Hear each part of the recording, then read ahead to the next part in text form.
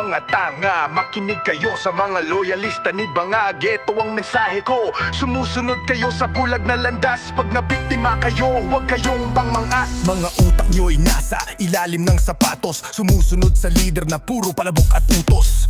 Habang ang bayan ay nalulunod sa droga, kayo'y nakangiti, parang walang problema. Kapag ang anak nyo'y nabiktima ng mga adik, saka nyo lang mararamdaman ang sakit. Pero huwag kayong umiyak o magreklamo, kasi kayo ang pumili ng ganitong gobyerno. Mga tuta ni Bangag, kailan kayo magigising?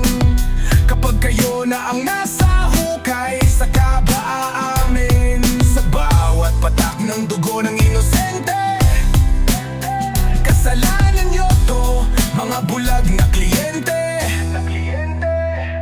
Mga bayarang aso kumakahol para sa barya. Kahit alam na mali, patuloy sa paggawa. Nasaan ang prinsipyo? Nasaan ang dangal? Para sa sariling bulsa kayo'y nagiging hangal. Sa bawat kasinungalingan, kayo'y pumapalakpak. Kahit ang masay naghirap, kayo walang pakialam. Mga matay nakapiring, mga tae ay nagbubulag-bulagan. Hanggang kailan kayo magiging alipin ng kasamaan?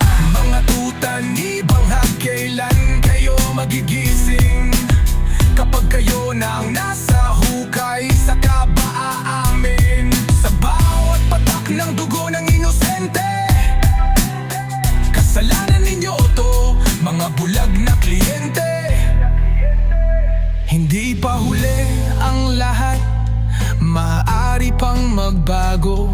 Buksan ang inyong mata, pakinggan ang hinaing ng tao. Tayo'y magkaisa para sa tunay na pagbabago. Iwanan ang maling landas, tungo sa pag-asang totoo.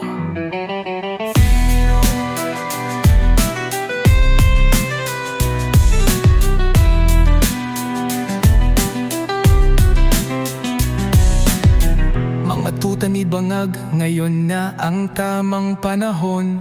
Sa katotohanan tayo'y magkaisa, para sa bayan nating iisa. Kapag dumating ang araw na kayo'y nabiktima, huwag kayong umiyak, yan ang bunga ng inyong suporta.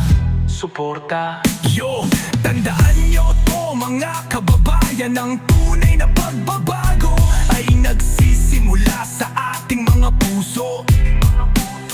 Huwag tayong magpaalipin sa kasamaan.